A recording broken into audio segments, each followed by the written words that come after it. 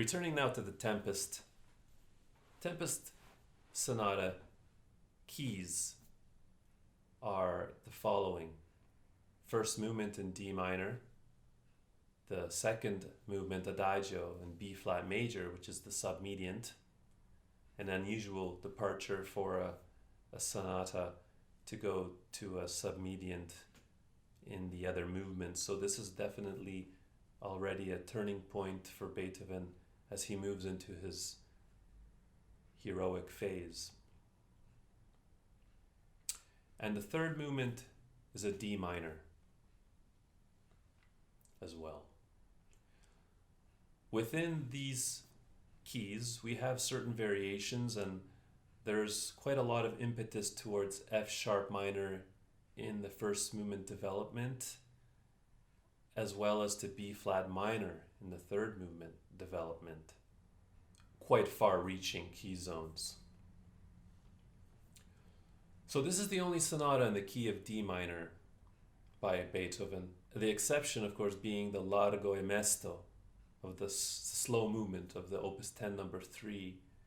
And even we can say the D minor slow movement of the preceding Pastoral Sonata, which we just heard. And D minor is truly an existential key for Beethoven, and it is the key of the monumental Ninth Symphony. Other famous D minor works include the Requiem of Mozart, the Complete Art of Fugue by Bach, Brahms' First Piano Concerto, and Rachmaninoff's Third Piano Concerto. So all three of the movements of the Tempest Sonata are in sonata form, which means they have an exposition, a development, a recapitulation. Although the second movement dispenses completely with a development section. So it is significant, this sonata, in the history of sonata form, because it does wonders in the first movement, introducing the concept of form as process, and thus opening up sonata form to new parameters and new definitions. So the first movement of the Tempest Sonata utilizes three main characters, or tempi, within a very short time span to introduce the opening motives. So it begins with a Largo, presentation of a rising chord,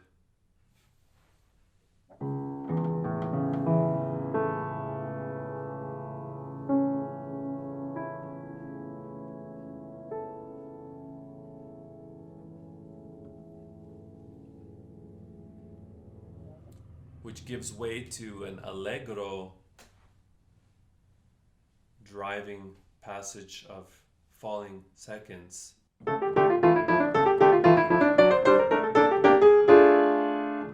And this is in a alla breve cut time. 1, 2, dun, 2, tira tara tara tara tira tara, instead of 1, 2, 3, 4. Arriving on this Adagio,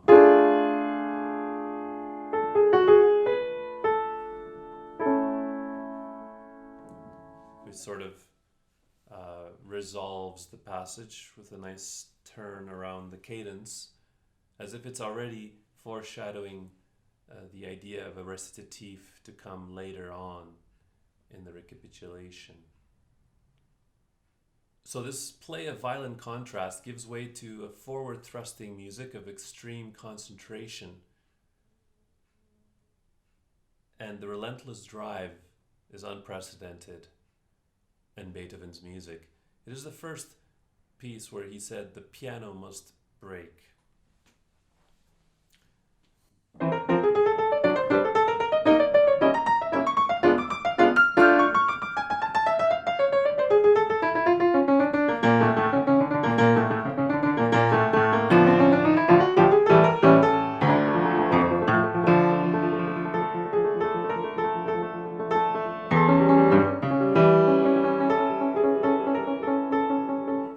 So even in this final arrival of the D minor at the end of the page, we can see that the opening idea of the thirds are derived from the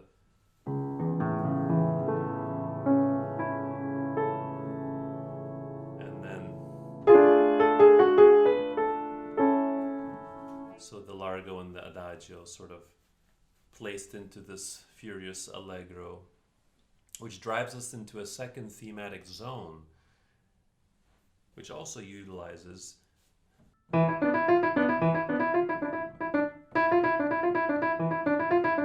turn, the idea of the turn from here in the left hand, and in the main motive, the dropping of the seconds from the Allegro theme. This time they are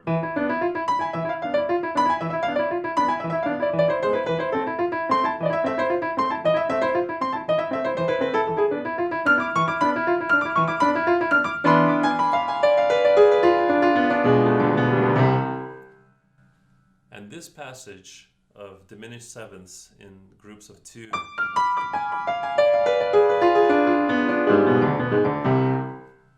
is an interesting passage which comes up again 20 years later in the Opus 111 Sonata, but it's also seen in the Fantasie in C minor by Mozart 17 years earlier, the Mozart Fantasie.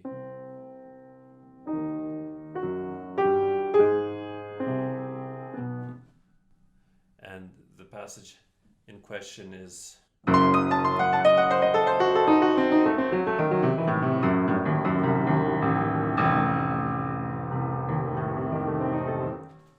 so we see that it is something which was used earlier and will be used again later to dramatic effect.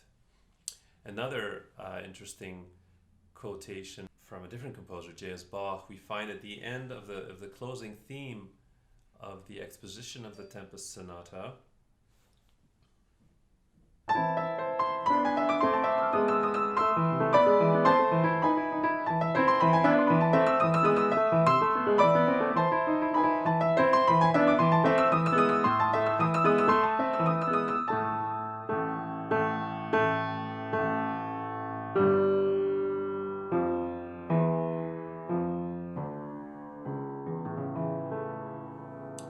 So here he starts off with the lamentation of,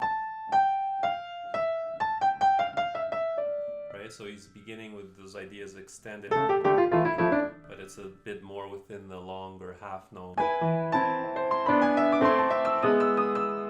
But then finally he gets to the end, the very end of that page. And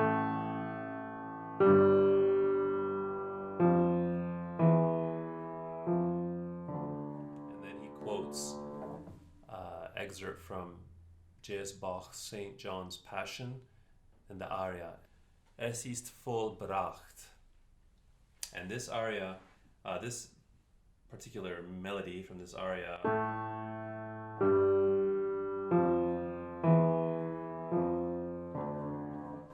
we find again 20 years later in Beethoven's Opus 110 Sonata in the Arioso in A flat minor.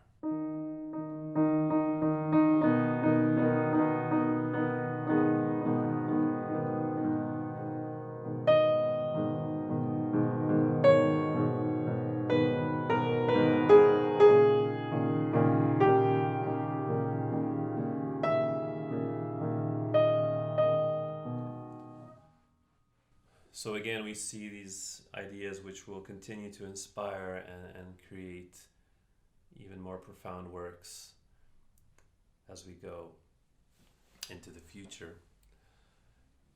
So then there's this very powerful development section using these moments of static contemplation, these chords hanging in suspense, and the driving momentum of the motives from the exposition, this time in F sharp minor. And he keeps climbing with them up the registers from the deepest, darkest, desperate place into a type of a cadential on the Neapolitan chord to drive back into the recapitulation.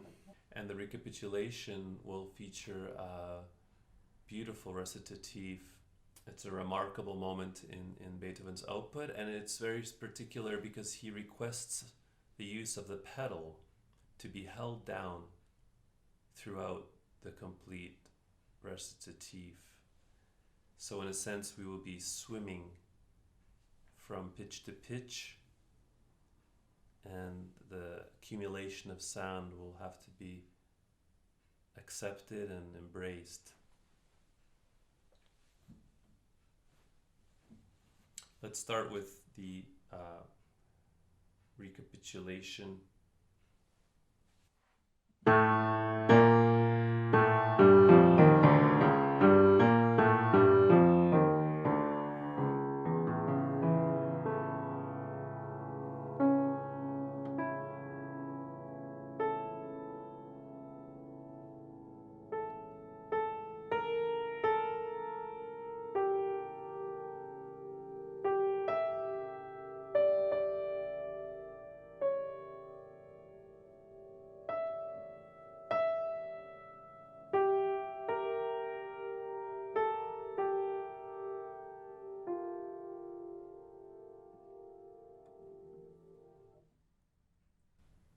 And then he brings back the Allegro and the Adagio. And then the second round, he does this again in the secondary opening passage, even more dramatic with the shifting of one semitone into a totally new key area. So in a sense, it's almost like the altering of states of reality, in the sense that Prospero would have such powers and be able to manipulate as an omniscient being.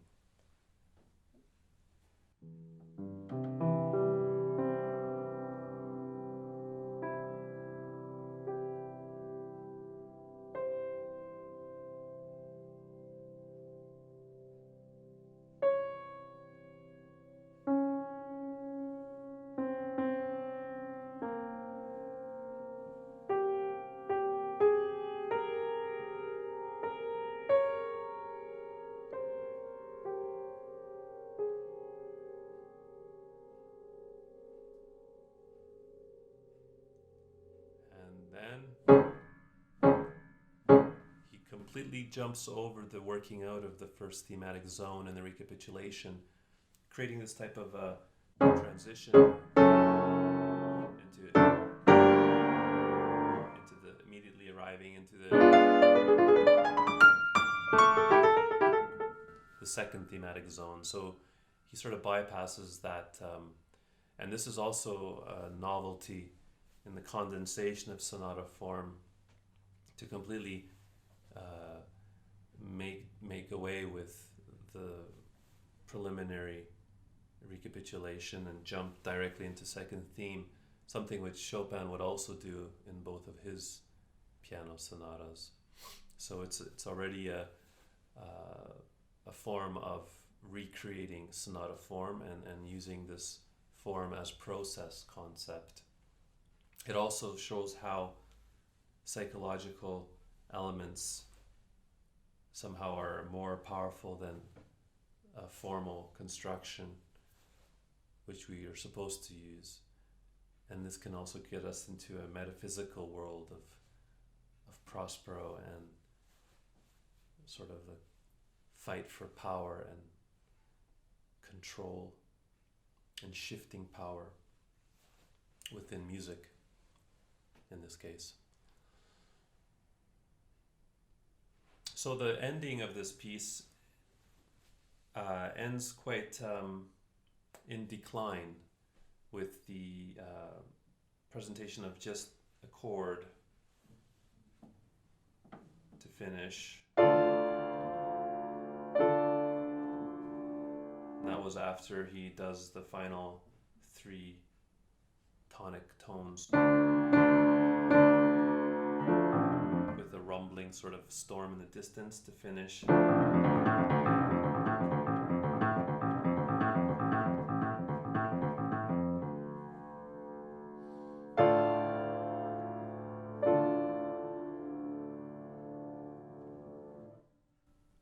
And this falling third from F to D will be also a very important interval for the beginning of the second movement, which moves from D to F in its new tonality of B flat major, preceded by a rolled chord similarly to the first movement in the tone of B flat major.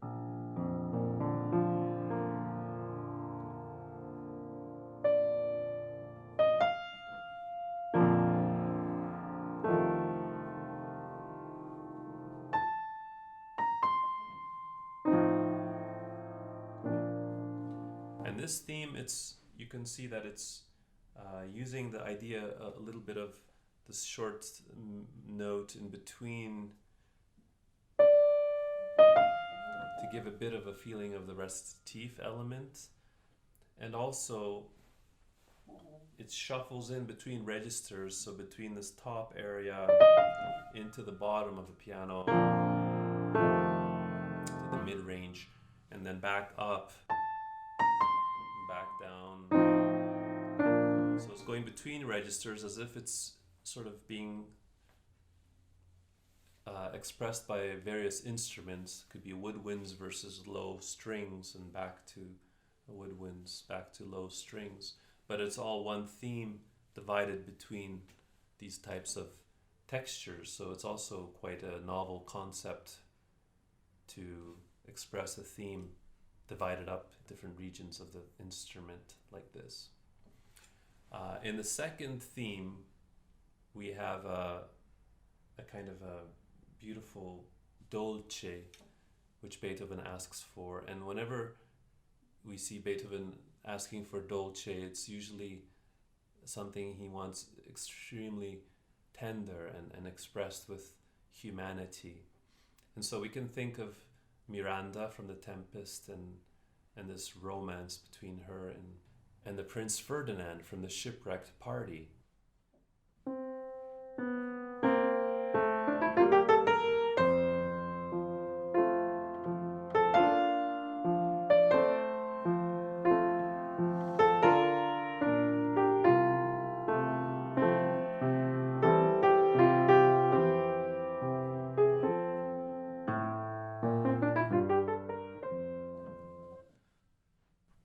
And it's a glorious movement, actually. Again, Carl Czerny was saying this is somehow elevated and very spiritual and a beautiful contrast to the outer storms. And the storms are never far away, because even in this movement there's timpani rolls that we can hear quite often during the transitions between the first theme and the second theme.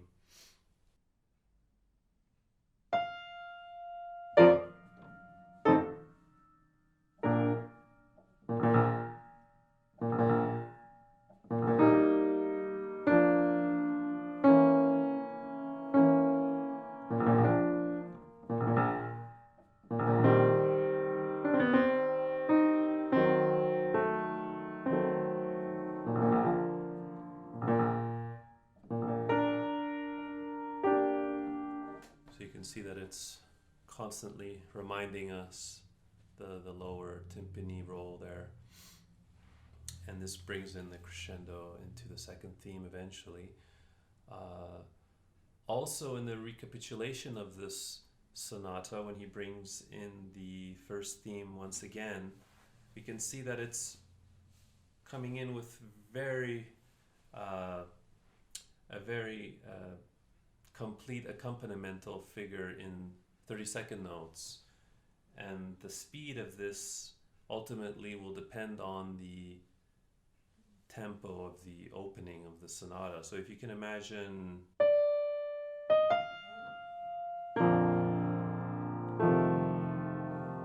and if we can play it within the scope of the accompanimental figures which are in the recapitulation,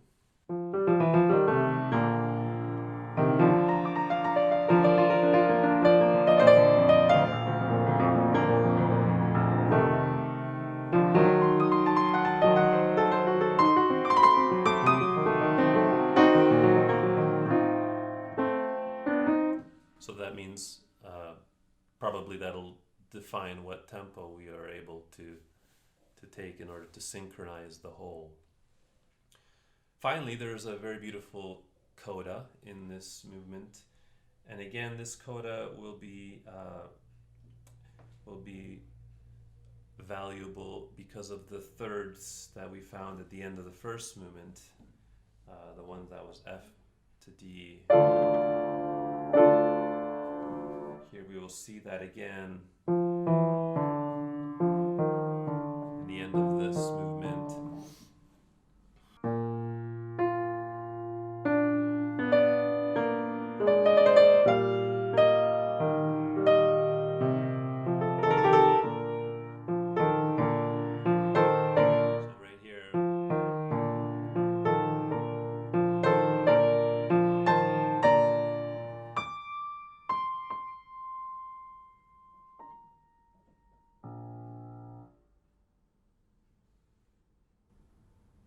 Third movement,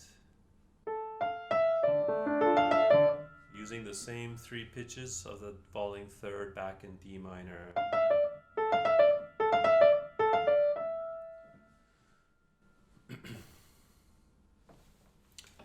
So the third movement now, it is a perpetuum mobile, which means that it is constantly flowing in running 16th notes, never to be interrupted. They're always crossing in between the hands or the voices, but they're constantly intact, note by note. It's also been alluded to as a tarantella in Daniel Barenboim's description of the piano sonatas, mentioning that it is a little bit of a jump from the first note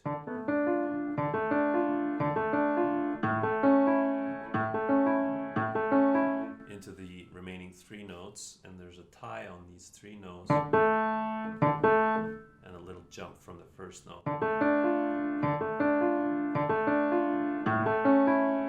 So we have to sort of let that be expressed through the music and not to pedal that first note into the second note until it's clear and Beethoven changes the texture. So it sounds like.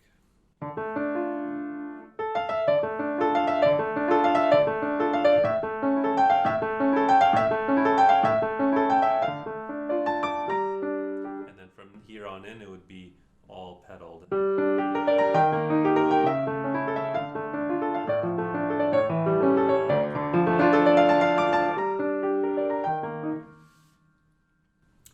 So that's one idea, and then there's also the idea of the danza tedesca. Francis Tovey suggests this as being a German dance, which perhaps means that it's a little bit like a Landler or a type of a waltz in the Austrian fashion.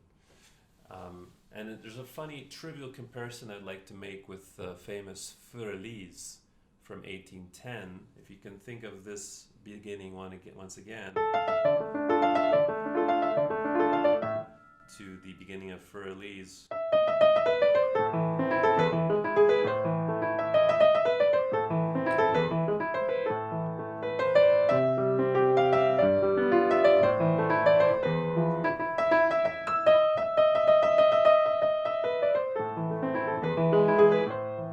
Then we kind of see that there is some type of resemblance here, especially at the end of the exposition. Beautiful sforzandi's, this time very dramatic usage of sforzandi on the dissonant tone of the.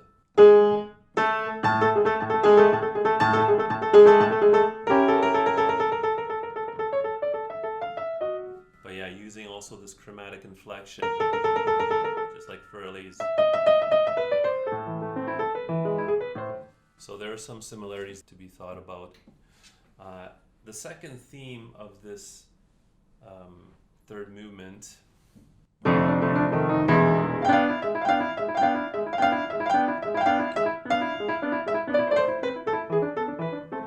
uses again these falling two notes, kind of the same motive. just one.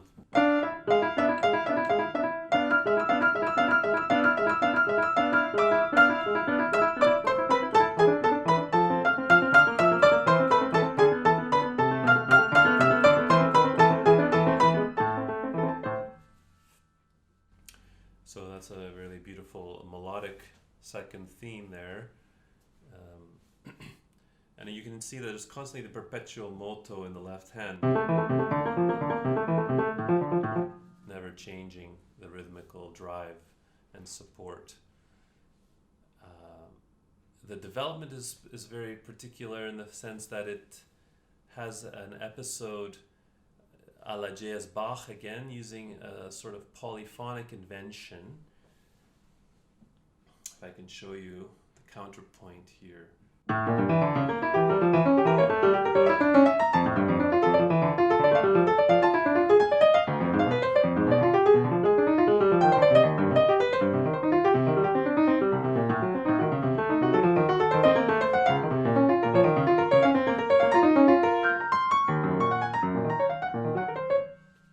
that's a really interesting change of events.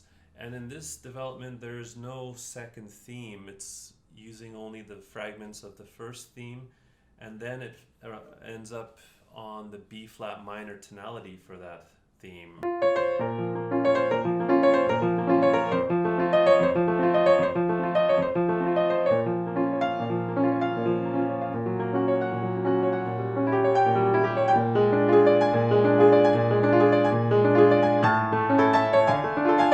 And it comes back to the dominant.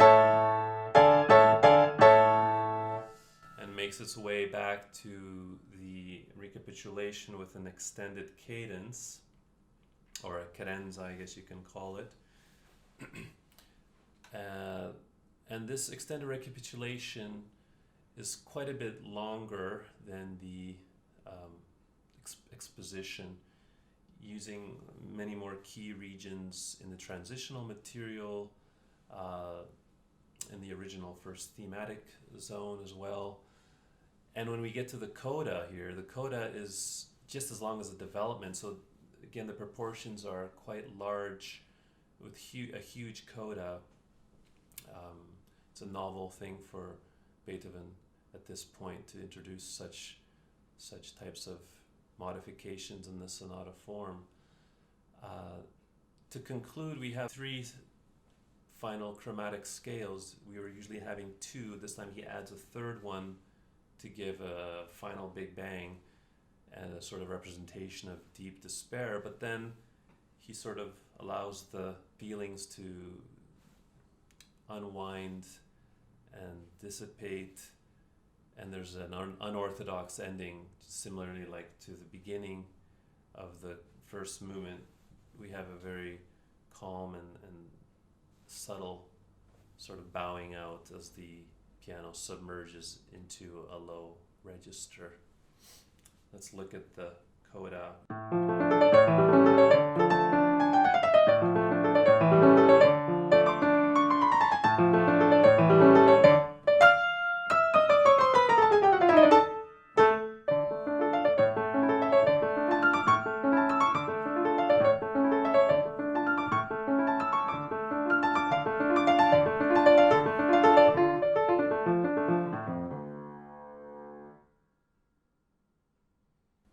So with that, the sonata disappears just as it came from nothing. It disappears into nothing. And let's finish with a quote of Prospero that happens towards the end of the play, Tempest. He says, "Our revels are now ended. These our actors, as I foretold you, were all spirits and are melted into air, into thin air. And like the baseless fabric of this vision, the cloud-capped towers, the gorgeous palaces, the solemn temples, the great globe itself, yea, all which it inherit, shall dissolve. And like this insubstantial pageant faded, leave not a rack behind. We are such stuff as dreams are made on, and our little life is rounded with a sleep. So that was from Prospero's monologue in Act 4, Scene 1 of The Tempest by Shakespeare. Thank you very much, and I hope you enjoy the performance, Beethoven's Tempest Sonata.